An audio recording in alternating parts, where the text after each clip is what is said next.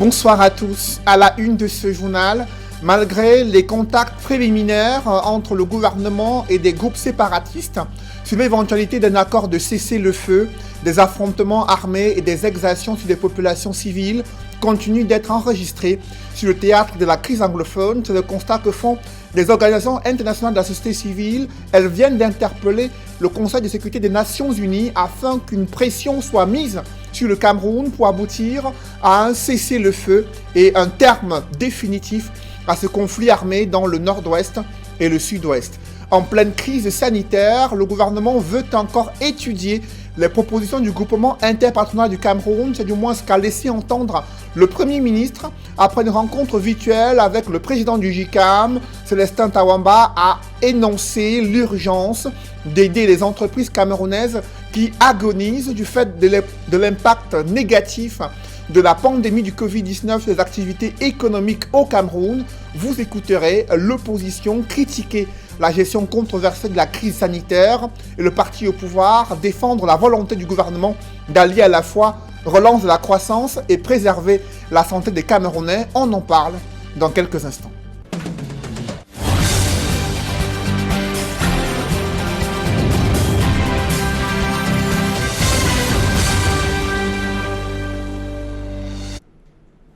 Merci de suivre cette édition complète de l'information sur Equinox Télévision. Après s'être engagés dans l'entrepreneuriat agricole, des jeunes Camerounais broient du noir. Les multiples promesses d'accompagnement n'ont pas été concrétisées pour certains d'entre eux sur les pistes rurales jonchées d'embûches entre l'insuffisance d'intrants agricoles, l'enclavement des bassins de production et surtout la baisse des prix des denrées alimentaires. Ce sont là les principaux obstacles que rencontrent ces jeunes entrepreneurs agricoles. Ils ont déjà été édifiés sur de nouvelles techniques agricoles, mais ils sont de plus en plus découragés par l'insuffisance d'accompagnement et leur difficulté à pouvoir rentabiliser leurs investissements. Reportage, Jacquino Molon, Cédric Chouna et Donald Brice Kamgan. C'est la trajectoire d'un passionné de la terre. Comme chaque matin, François Nanda livre son combat contre les ribos du Mungo. À 12 km du centre-ville de Loum, se dresse la cacaoyère. Comme vous voyez, il y a des pourritures et tout. On lutte contre tout et déjà des intrants sont tellement chers. En l'absence de subventions, les intrants absorbent l'essentiel de ses récoltes sur ces 2 hectares. Il en est de cet étudiant qui a abrégé ses études faute de moyens en deuxième année, comme de Pascaline Sen, infirmière diplômée d'État. Avec le soutien de ses parents, elle a acquis 1 hectare à 7 km de la ville. Je ne jure pas des fruits de mon travail parce que les intrants agricoles coûtent tellement cher. C'est la même chose par rapport au café. Si l'État pouvait s'occuper de toutes ces affaires-là, ça devait bien marcher. Le deuxième concours incertain à passer, c'est l'écoulement des récoltes. Cette autre paire de manches qui finit d'émousser la détermination de nos entrepreneurs lésés. Le comble de l'injustice, le prix du cacao. Ces derniers mois, le prix du kilogramme de ce produit de rente a dégringolé, atteignant les 800 francs CFA à Loum. Révolte chez les cultivateurs. En fin de bataille, sur le marché même, le prix n'est pas bon. Le prix vraiment, c'est, je vais dire, minable. Je suis vraiment découragé, vraiment. Beaucoup de jeunes se sont endettés pour entrer dans l'agriculture. Mais le résultat est où? Le cacao est moins cher. Vraiment, nous ne savons pas où prendre de l'argent pour payer les dettes que nous avons prises pour traiter ce cacao. François, comme nombreux de ses compagnons planteurs, n'ont pas de choix que de jongler entre cacaoyères et mototaxi pour joindre les 2 bouts, dans l'espoir que le discours officiel soit en cohérence avec les réalités du monde agropastoral, loin des théories sur l'agriculture dites de seconde génération. Dans ce chapitre, les effets dévastateurs de la crise sanitaire se traduisent à travers une récession économique d'envergure touchant de plein fouet des entreprises au Cameroun.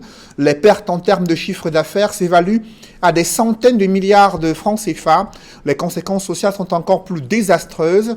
Au regard de cette note de conjoncture économique dressée par le JICAM, l'opposition tense le pouvoir de Yaoundé sur sa gestion controversée de la crise sanitaire et son insuffisance en termes d'accompagnement et de soutien apporté aux entreprises et aux ménages camerounais. Dans les rangs du parti au pouvoir, on défend la volonté du gouvernement d'allier à la fois relance de la croissance et également préservation de la santé des Camerounais. Le regard croisé des politiques et des acteurs économiques sur la gestion de la crise sanitaire, c'est avec Flavien Valondongo.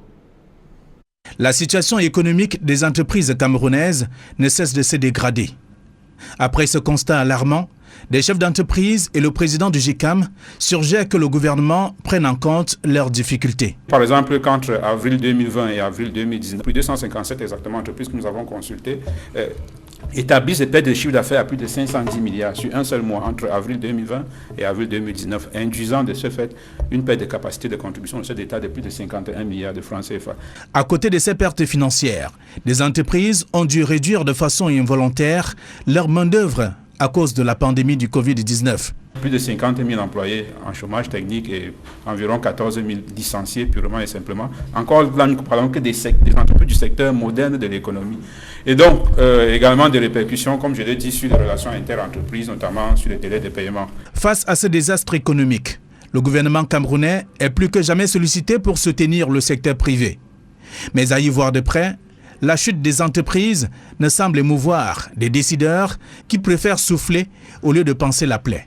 Alors aujourd'hui, nous avons les chiffres qui sont moins réduisants, ça c'est vrai, mais nous pouvons déjà dire que nous sommes restés debout et que grâce au gouvernement, aux mesures prises par le président de la République, on est maintenant à même de pouvoir faire face et de pouvoir parler de la relance économique. Vous ne pouvez pas parler d'une relance économique avec une population malade, parce que même pour consommer, il faut se déplacer. Ces analyses des acteurs politiques et experts invités sur le plateau de droit de réponse donnent l'occasion au mouvement pour la renaissance du Cameroun et alliés de suggérer qu'avec la pandémie du Covid-19 en cours, le gouvernement devrait faire mieux pour booster la production locale. Notre économie est extravertie et le monsieur du RDPC fait bien de le dire et de le signaler, mais son parti, son régime ne fait rien pour arrêter cette extraversion.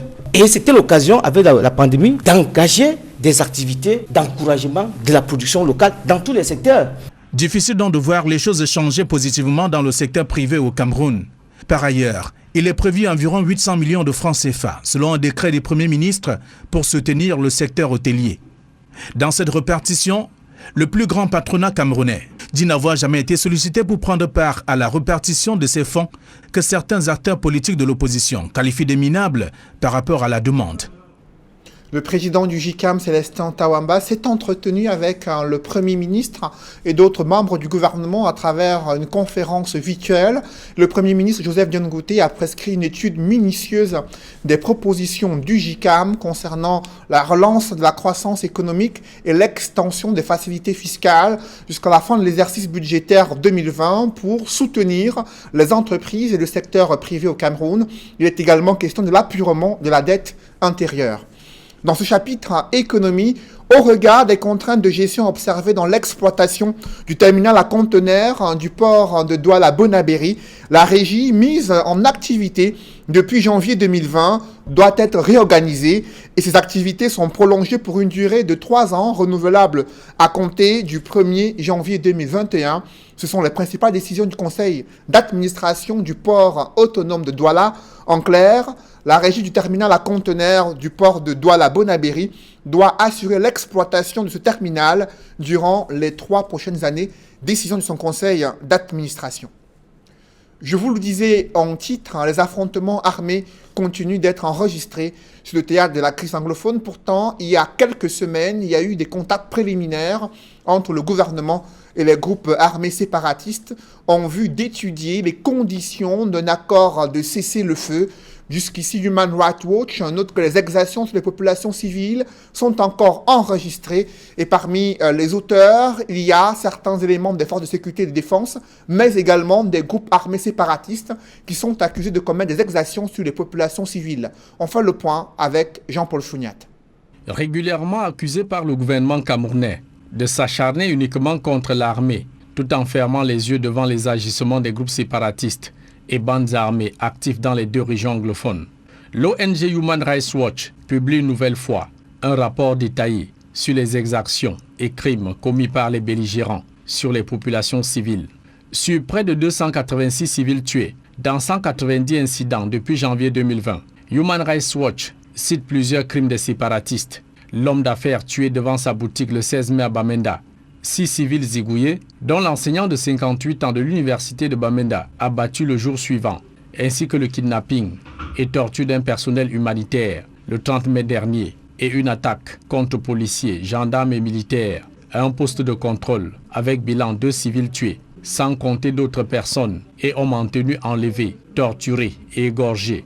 Dans ce récent rapport, Human Rights Watch épingle une fois de plus les forces de défense et de sécurité d'avoir perpétré plusieurs exactions. L'ONG cite l'attaque du 30 juin à l'hôpital catholique de Chisson avec 3 coups de feu en l'air, créant panique parmi le personnel sanitaire et les malades.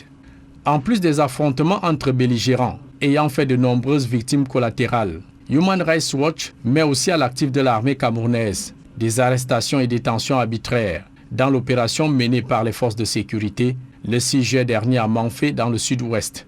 60 personnes interpellées, dont des personnels de santé de la Cameroon Baptist Convention. Dans cette guerre sans fin, le directeur Afrique centrale et de l'Ouest à Human Rights Watch demande aux partenaires du Cameroun et le Conseil de sécurité d'aider les populations civiles confrontées aux violences et surtout exiger un cessez-le-feu entre séparatistes et forces gouvernementales. Levis Merge exige aussi des sanctions ciblées, notamment des interdictions de voyager et le gel des avoirs des leaders séparatistes et a envisagé des mesures similaires pour les forces de défense et de sécurité responsables des abus. Au regard de l'enlisement de la crise dans le nord-ouest et le sud-ouest et la malgouvernance au Cameroun, le député Jean-Michel Nitieux, député SDF, président régional du SDF pour le littoral, a proposé à son parti politique de quitter les institutions pour créer un électrochoc au Cameroun et interpeller les pouvoirs publics sur leur gestion qui est à la limite dictatoriale, selon le député SDF. Il était l'invité de l'émission La Vérité en face sur Equinox Télévision. Je vous propose à nouveau de l'écouter. Après cette élection et avec ce qui s'est passé, j'ai proposé aux instances de mon parti de quitter les institutions. Mais je le dis, de quitter l'Assemblée, de quitter le Sénat, de quitter les mairies, pour laisser le RDPC gérer toutes ces institutions seules et nous mettre de côté et entrer dans une autre logique. Parce que estimant que la logique institutionnelle qui a sous-tendu notre démarche jusqu'à là avait montré ses limites. L'alternative, c'était de mobiliser, de créer un électrochoc. Parce que si on quittait les institutions, ça allait créer un électrochoc. Même si on n'a pas totalement la même démarche stratégique. On allait retrouver l'un des grands partis de l'opposition, le MRC. Je crois qu'à un moment donné, il faut créer le rapport de force. Il n'y a pas de système électoral transparent. Quand je parle de système électoral, je parle de l'organe en charge, je parle de la façon dont les choses se déroulent. Je parle même pour aller loin, même de l'institution qui valide les élections. Et comment impliquer davantage les Camerounais dans la gestion des affaires publiques? Comment susciter une mobilisation populaire pour revendiquer le respect des droits civiques et politiques au Cameroun? Je vous propose d'écouter les éléments de réponse que donne l'honorable député Jean-Michel Nitieux, député SDF et président régional du SDF pour le littoral. Ça ne sert à rien de dire que bon, il faut que l'opposition se mette ensemble pour aller battre Biya, avec tous les tas que je viens de décrire. Ma conviction, c'est qu'il faut redonner d'abord confiance aux Camerounais pour qu'ils se mobilisent, pour que, au minimum, cette mobilisation mette suffisamment de pression pour obtenir des institutions véritablement crédibles. Un système électoral complètement, véritablement crédible, avec un organe en charge d'élection crédible, qui n'est pas une excroissance du RDPC, un code électoral adopté de manière consensuelle avec l'imitation de mandat, un consensus autour de ce que nous voulons comme code électoral, ce que nous voulons comme de la façon dont nous voulons que le système électoral dans son ensemble n'est-ce pas, évolue pour devenir vraiment un système électoral digne, n'est-ce pas, d'une véritable démocratie. Dans le reste de l'actualité, un magistrat de 2e grade a été révoqué du corps de la magistrature depuis juillet 2019 et ce n'est qu'un an plus tard que le décret portant révocation de Chi Valentine Bouma a été signé et rendu public ce lundi 27 juillet 2020. Dans le document officiel, le président de la République précise que le magistrat est révoqué depuis le 15 juillet 2019, date de son abandon de son poste en service dans le Nord-Ouest. Il avait été suspendu pour absence irrégulière l'année dernière, kidnappé par des groupes armés accusés d'être pro-séparatistes. Le juge Chi Valentine Bouma avait démenti une telle appartenance. Aujourd'hui, sa révocation est officielle et ses droits à une pension sont supprimés. Décision du chef de l'État qui intervient à quelques jours du Conseil supérieur de la magistrature. Parlons à présent de l'histoire rocambolesque qui défraie la chronique à Kribi, dans la région du Sud. Une étudiante lydienne en cycle BTS a été retrouvée morte au domicile de son compagnon, sous-préfet de Lokundje. Selon une première version des faits, elle a reçu une balle lorsque Franklin Derlin a nettoyé son arme au petit matin. Cependant, la tante de la défunte révèle qu'une violente dispute entre les deux amoureux avait éclaté au téléphone, mais rien ne présageait une telle scène tragique. Le récit des faits avec Joseph Abenabena. La cité balnéaire de Kribi se trouve dans les mois. Cette jeune dame de 23 ans vient d'être tuée par balle au domicile du sous-préfet de Lokundje. La famille se trouve dans la tristesse. C'est difficile de vous répondre. Salut, carrément. C'est très difficile. Seigneur, aide-moi. Salut. C'est samedi à 18h. Je rentrais d'un autre deuil dans mon village à Mouanko. J'ai reçu un coup de fil de mon petit frère qui est au Congo, à WhatsApp, m'annonçant le deuil de sa fille. Et dans un taxi au niveau du Cop-Ville de Douala, le Cop-Ville de Daïdo. Alors, j'ai paniqué. Le taxman me dit, maman, il y a quoi? Subitement, mon téléphone s'est éteint. Arrivé chez moi, à Koto, j'ai tout mon petit frère qui est à la maison en train de pleurer. Il me dit, on a une mauvaise nouvelle. Il dit, je suis déjà au courant.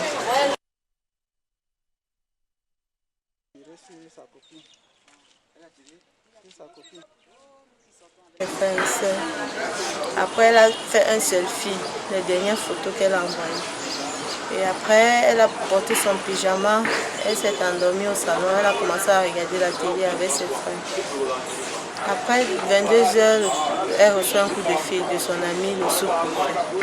Lydienne Tapa, qui venait d'achever son examen de BTS, entretenait des relations intimes avec... Je suis une ancienne militaire, une ancienne femme en tenue. Est-ce qu'on manipule l'arme à la maison en faisant balader le canon de gauche à droite? C'est impossible. Nous tous on sait que l'armée, quand on la manipule, le canon doit avoir une seule direction en l'air. Si c'est pour charger, mais c'est pour enlever les munitions, mais c'est pour mettre la sécurité. J'ai dit à ces messieurs-là que je ne savais même pas que c'était par ces voies que ma fille a été a laissé ce monde-ci. Le sous-préfet Frank Derlin Eyono Ebanga a été gardé ici à la compagnie de gendarmerie de Kribi pour exploitation. La famille se dit confiante à la justice camerounaise. Elle est en train de faire les enquêtes. Nous faisons confiance à la gendarmerie. Je suis sûr que la gendarmerie va faire cette enquête avec beaucoup d'éthique, d'ontologie de la gendarmerie. J'ai confiance à la justice de mon pays. Nous voulons que justice soit faite. Ici, à la compagnie de gendarmerie de Kribi, un colonel a été détaché de la Légion de gendarmerie des Bolova pour ouvrir sur place l'enquête préliminaire. Des braquages à main armée, des vols de voitures, de telles scènes se multiplient dans la capitale économique du Cameroun. Un gang de présumés malfrats vient d'être mis aux arrêts. 7 au total, selon les informations de la gendarmerie de la Légion de gendarmerie du littoral. Ils avaient procédé à un braquage à main armée pour extorquer leurs victimes. C'est grâce au téléphone de l'une des victimes qu'ils ont pu être retracés et appréhendés par les fonds limiers de la Légion de gendarmerie du littoral. Le récit des faits avec Nadine Yambou. La mine innocente de ces 7 hommes tranche avec les soupçons de braquage et de grand banditisme portés contre eux par des éléments de la Légion de gendarmerie du littoral. Fonui Femas, âgé de 29 ans, Addison Shea, 29 ans, Neba Adine, 34 ans, Neba Samuel Shea, 40 ans, Ngwa Samuel Shea, 30 ans et Neba Valentin Sou, 28 ans, spécialisés dans le vol de voitures, ont été interpellés avec en leur possession 4 pistolets de fabrication artisanale, une dizaine de cartouches de chasse et une cagoule. Du matériel avec lequel ils menaient leur opération et troublaient la tranquillité des habitants de la ville de Douala. Les éléments de la Légion de gendarmerie du littoral affirment que leur dernier coup remonte dans la nuit du 13 au 14 juin 2020 au quartier Bonabéry avec le braquage d'un homme à bord de son véhicule. En plus de la voiture, ces malfrats emportent son ordinateur portable, une somme de 110 000 francs CFA et ses 2 téléphones portables. C'est grâce à l'un de ces téléphones volés que l'enquête ouverte par les éléments de la Légion de gendarmerie va remonter jusqu'à eux. Ils sont alors interpellés et mis aux arrêts. L'un des malfrats, spécialisé dans la fabrication de la fausse monnaie, n'hésite pas à témoigner. Je ne sais pas ce que je fais ici. Ils ont arrêté des gens qui sont allés voler une voiture. Ils dormaient chez moi et on est venu nous arrêter. Je suis un homme d'affaires. J'ai mon activité à moi différente de la leur.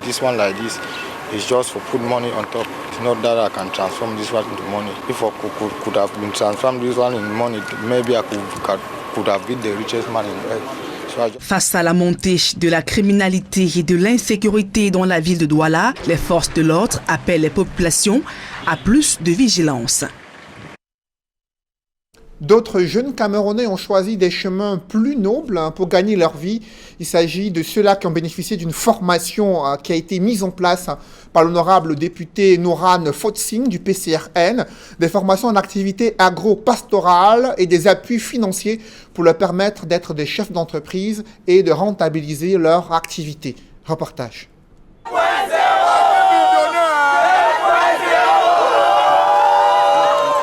La joie et le sourire pour une trentaine de jeunes Camerounais. Hier sur le banc des chômeurs, malgré leur diplôme, les voici désormais employeurs grâce à une initiative de l'honorable Nouran Molu Hassana, épouse de Fotsing. La députée PCRN de Vori-Est, qui avait promis d'être aux côtés des jeunes et des populations de manière globale, passe de la parole à l'acte. Dans le cadre des micro-projets, elle vient d'offrir des formations à ces jeunes afin qu'ils puissent s'auto-employer. Je suis extrêmement fière de ce qu'on a pu accomplir dans le cadre de ces micro-projets-là. Je pense que là, le PCRN montre qu'au-delà des promesses, nous sommes dans la phase de réalisation. On a promis d'être cette voie-là pour la jeunesse, on a promis de mettre en avant l'auto-emploi. C'est ce qu'on a réussi à faire aujourd'hui. Donc la première cuvée, c'est 30 jeunes apprenants qui ont reçu une formation excellente et pratique, ça veut dire pour un emploi direct, en agriculture, apiculture, aquaculture, pisciculture, l'élevage. Donc ils sont vraiment très prêts. Et aujourd'hui, donc, c'était la remise de diplôme. Je pense que vous avez vu comment ils étaient très, très souriants et ils ont reçu leur parchemin. L'honorable Nouran Molu Hassana, en plus de la formation, a offert à ces jeunes la logistique et des appuis financiers pour lancer leurs activités. On leur a offert des bacs et de l'aliment pour le poisson, des ruches. On leur a offert des boutures de manioc et des rejetons de plantain pour qu'ils puissent se lancer dans l'activité, parce que c'est bien beau donner une formation, mais il faut donner le minimum quand même pour qu'ils puissent se lancer. Donc mon sentiment, c'est que je suis extrêmement fière Et je suis d'autant plus fière que j'ai joint en fait les paroles, les promesses de campagne à les réalisations. Et je leur ai dit de ne jamais l'oublier.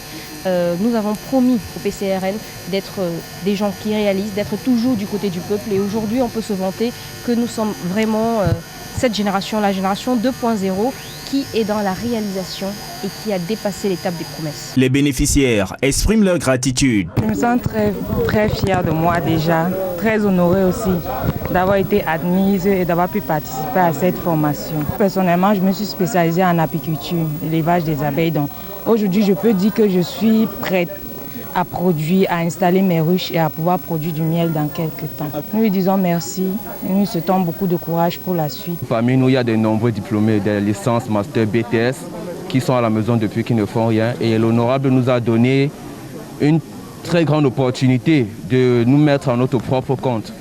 Donc pour nous jeunes, c'est une aubaine en fait. La spécificité des formations reçues par ces jeunes est qu'en développant leurs activités, ils créeront aussitôt des emplois pour sortir de nombreux autres Camerounais du chômage. Après cette cuvée, d'autres vont prochainement bénéficier de cette initiative d'honorable Noran Molu Hassana et Pouzo Foting. La Fondation Orange Cameroun continue de se mobiliser aux côtés du gouvernement camerounais afin de lutter contre la pandémie du Covid-19. De nouveaux équipements médicaux, un accompagnement et un soutien financier et matériel ont été offerts au gouvernement camerounais pour améliorer la riposte sanitaire face à la pandémie du Covid-19. Reportage. Après une première partie de dons remis par le PCA de la Fondation Orange en personne et composé de matériel médical et d'équipements pour le renforcement du plateau technique des hôpitaux afin de leur permettre de mieux prendre en charge les malades.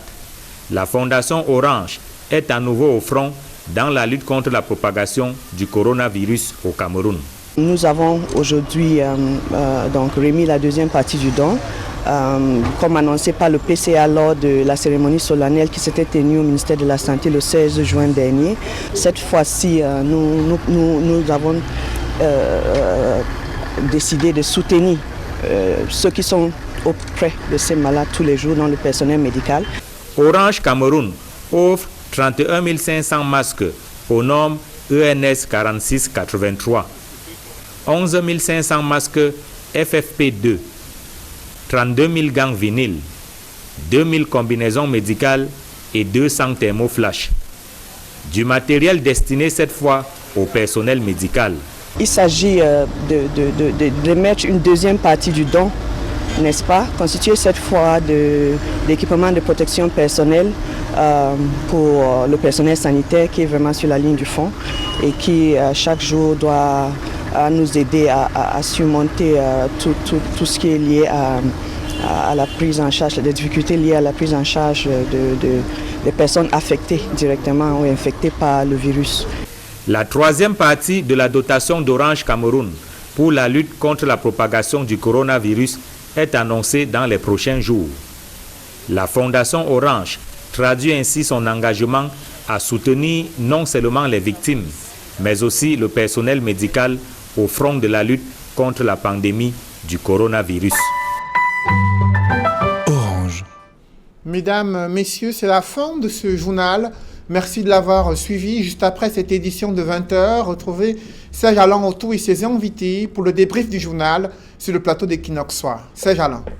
Jean-Michel Ninche, député social-démocratique Front Vouri Est, souhaite voir son parti quitter l'ensemble des institutions du Cameroun. C'est une proposition qu'il a faite au regard de la malgouvernance qui gangrène le Cameroun et des difficultés pour les parlementaires SDF de faire bouger la ligne depuis une vingtaine d'années qui sont dans les institutions camerounaises, notamment au Parlement, à l'Assemblée nationale, où ils ont essayé plusieurs fois de faire passer des propositions de loi sans succès, également de faire passer des questions orales cruciales pour savoir comment le gouvernement gère certaines affaires publiques, et ils ont toujours été renvoyés par les autres parlementaires du parti au pouvoir dans ce contexte d'enlisement des crises notamment la crise dans le nord-ouest et le sud-ouest et les défis sécuritaires. Il estime qu'une telle stratégie pourrait créer un électrochoc en rejoignant d'autres formations politiques dans les revendications populaires pour l'amélioration du système électoral et une des réformes institutionnelles au Cameroun. Est-ce que Jean-Michel Ninthieu sera entendu dans sa propre formation politique? La réponse à cette question viendra certainement du chairman du SDF et le premier vice-président, l'honorable Joshua aussi. Joshua Nambangui aussi. Merci à vous, Cédric Noufele. Rendez-vous demain 20h. Voilà.